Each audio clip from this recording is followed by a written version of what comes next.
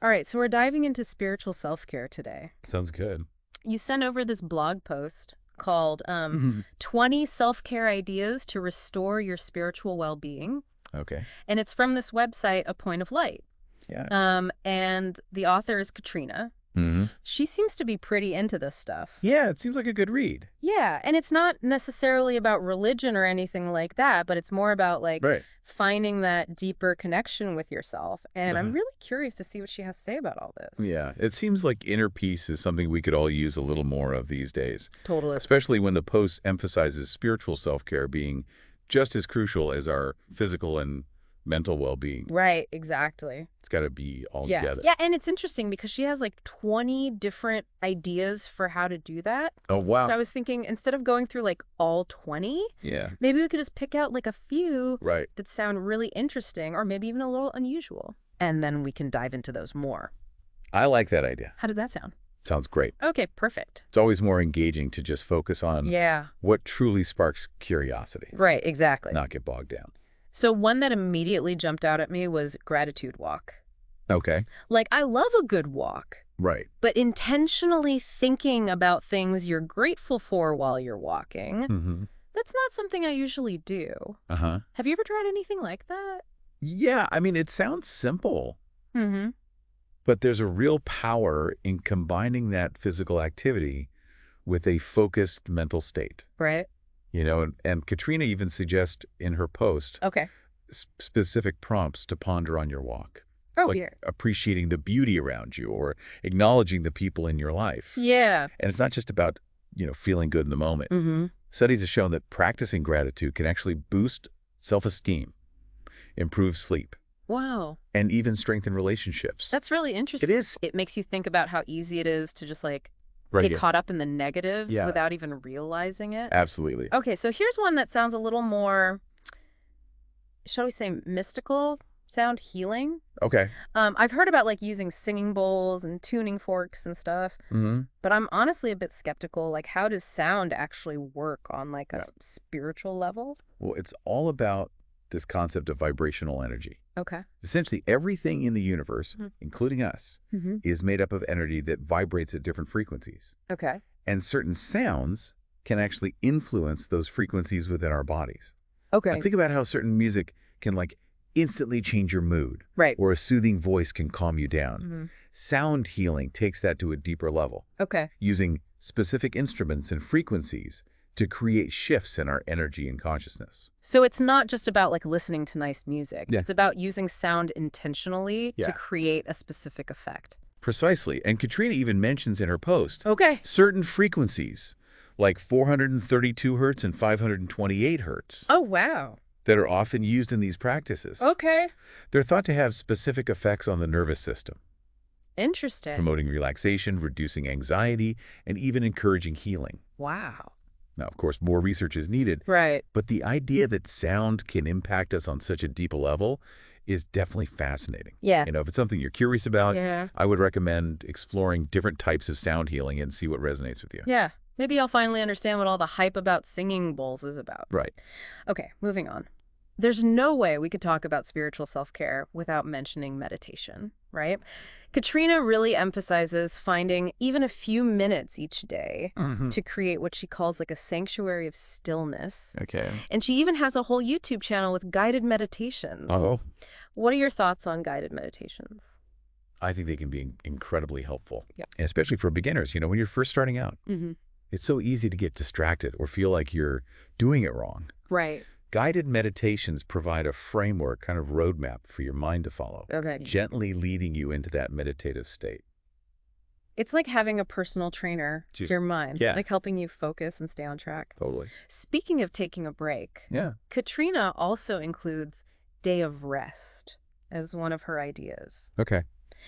I feel like in today's world, constantly being busy is almost like a badge of honor. Uh-huh. But she emphasizes that it's not about being lazy. It's about intentional rest and rejuvenation. It's about recognizing we're not machines. Yeah. We need time to recharge. Yes. Not just physically, but spiritually as well. Right. And this idea of a day of rest, It's something that's been woven into so many spiritual traditions for centuries. Oh, yeah. Like the concept of Sabbath. Mm-hmm. It's about creating that sacred pause in your week, disconnecting from the demands of daily life, Right. and reconnecting with yourself and what truly matters. It's almost like a mini retreat It's from the everyday chaos. Yes. I really like that idea. That's a good one. Okay, so here's one that speaks to my creative side, Yeah. creative expression. Huh? Katrina talks about how art, music, writing, anything creative can be a spiritual outlet. Right. And she makes a point of saying it's not about being an expert. It's about the process itself. Right. What are your thoughts on that? I think creativity allows us to tap into a different part of ourselves, a space where we can let go of our worries and just simply express what's within. Right. It's about connecting with that inner voice, that intuitive energy Yeah, that often gets drowned out by the noise of daily life. exactly. And, there's even a neurological basis for that, Oh, really? for that feeling of well-being that we get from creative activities. Wow. Studies show that it actually increases dopamine and serotonin levels in the brain, Interesting. those feel-good chemicals. So it's like a natural mood booster. It is a natural mood booster. I like that. Yeah. Okay, shifting gears a bit. This one surprised me. Decluttering. Okay. I wouldn't have immediately connected tidying up with spiritual self-care. Right. But Katrina talks about it being a way of letting go and creating space for mental peace. Yeah. What's the link there, do you think? It's fascinating how our external environment can reflect our internal state. Clutter can represent mental chaos, Right. weighing us down and creating a sense of overwhelm. Yeah. So by decluttering our physical space, Okay. we're also creating a sense of order and clarity in our minds. So it's not just about having a tidy house. No. It's about creating a space that feels Right. calming and supportive of Superior. your well-being. Yeah. I can definitely see how that ties into the spiritual side of things. Absolutely. And, it's not just about physical clutter either. Oh. Katrina also talks about decluttering our digital lives, Right. taking a break from technology and the constant influx of information. Yeah. This digital detox is something we'll explore a bit later. Yeah. But it's an important part of creating that mental and spiritual space for rejuvenation. Right. That's a whole other deep dive in itself. It is. But speaking of creating space, Katrina also talks about the importance of connecting with nature through nature walks. Yeah. Yeah, it's interesting how we just instinctively feel more grounded and peaceful after spending time in nature. Right. Like there's a reason for that, too. Okay. Studies in eco-psychology have shown that being in nature can lower stress levels, improve our mood, and even boost creativity. Interesting. It's like our nervous system gets a chance to reset and recalibrate. Right.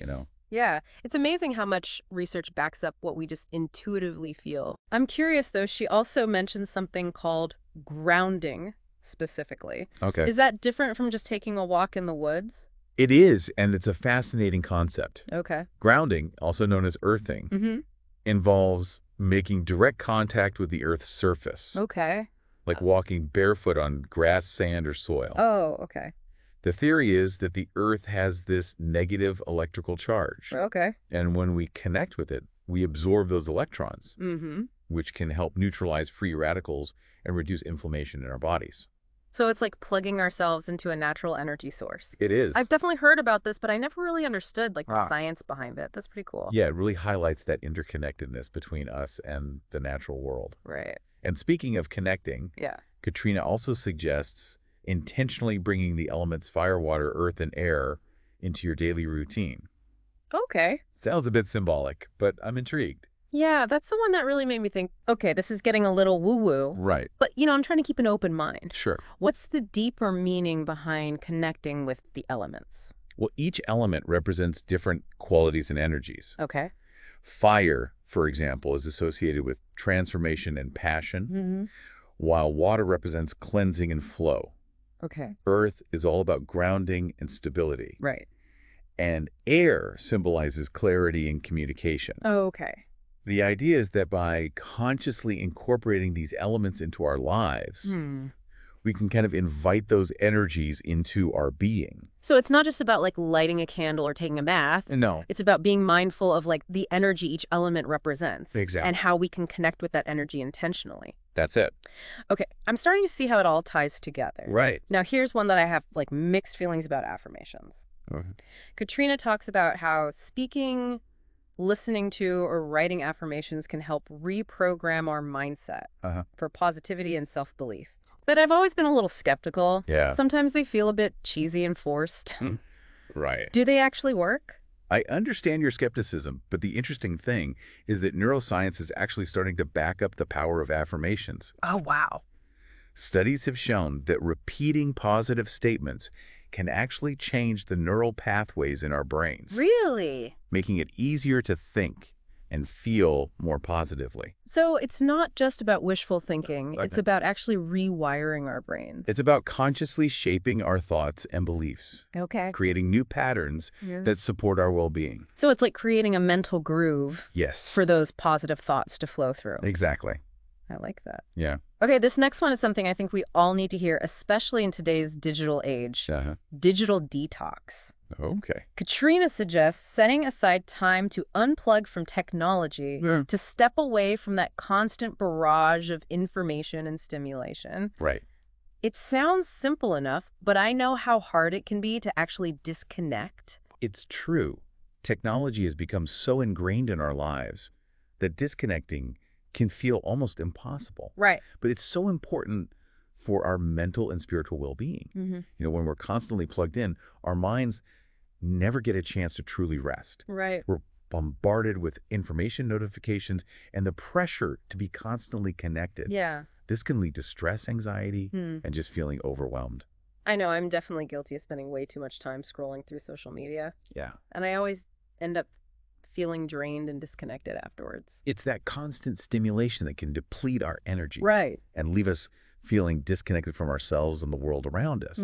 A digital detox, even for a few hours, can help us reclaim our time and attention, allowing us to reconnect with what truly matters. It's about being present in the moment. Yes. Rather than constantly distracted by, like, the virtual world. Exactly.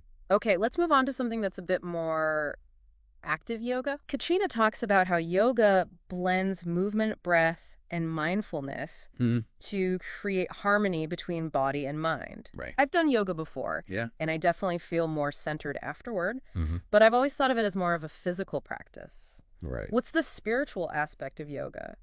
Well, yoga, as it was originally conceived in ancient India, is very much a spiritual practice. The word yoga itself means union, referring to the union of body, mind, and spirit. Okay. While many people practice yoga for its physical benefits, Right. the postures or asanas are actually designed to prepare the body for deeper spiritual exploration. So it's about using the physical practice as a gateway to connect with something deeper within. Exactly. Okay. By focusing on the breath, quieting the mind, and moving our bodies with intention, we can cultivate a deeper sense of self-awareness and connection to something beyond the physical realm. That's beautiful. It is. Okay, now this next one is definitely going on my to-do list. Okay. Reading spiritual books. Okay. Katrina recommends titles like Magnetic Mindset and Wherever You Go, There You Are. Yeah. What do you think is the value of, like, immersing ourselves in these kinds of books? I think reading spiritual texts can offer guidance, inspiration, and new perspectives on life's challenges. Okay. It's like having a conversation with wise mentors Right. who have walked the path before us. You know, we can learn from their experiences, gain insights from their teachings, and find comfort in their wisdom. It's like expanding our spiritual vocabulary and opening ourselves up to new ways of thinking and being. It is. Okay, now this one is interesting. Moon rituals. Okay. Katrina talks about using the moon's cycles to guide intentions and self-care practices. Right. I'm not really into astrology, but I'm curious about, like, the significance of the moon in spiritual practice. So the moon has been revered in many cultures as a symbol of feminine energy, intuition, and the cyclical nature of life. Okay.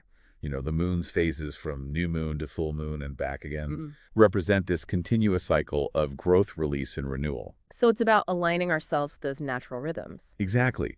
By tuning into the moon's cycles, Okay. we can tap into their energy and use them as a framework for our own spiritual practices. So, for example? For example, the new moon is often seen as a time for setting intentions and planting seeds for the future, Okay. while the full moon is a time for releasing what no longer serves us and celebrating our accomplishments. It's about working with the natural flow of energy rather than resisting it. Yes. Okay, let's talk about another idea that might not seem immediately connected to spirituality.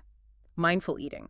Okay. Katrina suggests transforming mealtime into a meditative experience Uh-huh. by slowing down, savoring each bite, Right. and paying attention to the flavors and textures of your food. Mm-hmm. I usually associate mindful eating with things like weight management, Right. but how does it relate to spiritual self-care? While mindful eating is about cultivating a deep appreciation for the nourishment that our food provides. Yeah. It's about being fully present in the moment, engaging all of our senses, and honoring the act of nourishing our bodies. So it's about treating our bodies with respect and appreciating the abundance that sustains us. Precisely. Okay. And, when we approach eating with this kind of reverence, it can become a deeply spiritual practice. I love that perspective. That's a good one. Katrina has so many other interesting ideas in her post. Yeah. But I think we've covered a good range of practices here. Right. What are some of her other suggestions that we haven't touched on yet? Well, we haven't talked about energy clearing. Yeah, Katrina mentions practices like burning sage or Palo Santo to cleanse a space. Ilajang. Yeah, smugging, create a more positive atmosphere. I've always been curious about that. Some people swear by it. Right. But is there any real benefit, or is it more of a symbolic ritual? It's a practice that has been used for centuries across many different cultures. And, while there isn't scientific evidence to support that smoke can literally remove negative energy, Yeah, right. many people find it incredibly grounding. Okay. It's a way of symbolically clearing out stagnant energy and making space for positive energy to flow in. So it's more about the intention and the mental shift it creates. Exactly. It's about creating a sacred space for reflection and inner peace. Right. Almost like hitting a reset button on your environment. I can see how that would be a powerful practice. Yeah. Okay, now the last one from her list that really stood out to me was grounding exercises. Okay. She talks about standing barefoot on the earth or near water and visualizing roots extending from your feet into the ground. Right. Is there anything to that beyond just feeling connected to nature? We actually touched on this earlier when we were talking about the benefits of nature walks and earthing. Right. Remember how we discussed the Earth's negative electrical charge and how connecting with it can help reduce inflammation? Right. These grounding exercises are a way of intentionally tapping into that energy. So it's not just a visualization technique. It's both. It's about an actual exchange of energy with the earth. Yeah, the physical act of connecting with the Earth's surface combined with the mental focus of the visualization can create a powerful synergy. Right. And, there's growing research on the potential benefits of this practice. Oh, cool. From better sleep to reduced stress levels. It's amazing how much we're still learning about these ancient practices and how they can impact our well-being. I know, it's fascinating. I have to say, this deep dive has been a real eye-opener. Yeah, Katrina's blog post provided a great jumping-off point for exploring the many facets of spiritual self-care. It definitely has, from gratitude walks and sound healing to mindful eating and grounding exercises. There's something here for everyone to explore. Absolutely. It's a good reminder that spiritual self-care isn't a one-size-fits-all approach. It's about finding what resonates with you and incorporating practices that nourish your soul, Yeah, bringing you a sense of peace, balance, and connection. exactly. It's all about that personal journey of discovery. It is. And speaking of discovery, I'm curious, out of all the ideas we discussed today, is there one that you're particularly drawn to? Something you might try incorporating into your own life? I'm really intrigued by the idea of moon rituals. Okay. I love the concept of aligning myself with the natural rhythms of the universe and tapping into the energy of the moon's cycles. Right.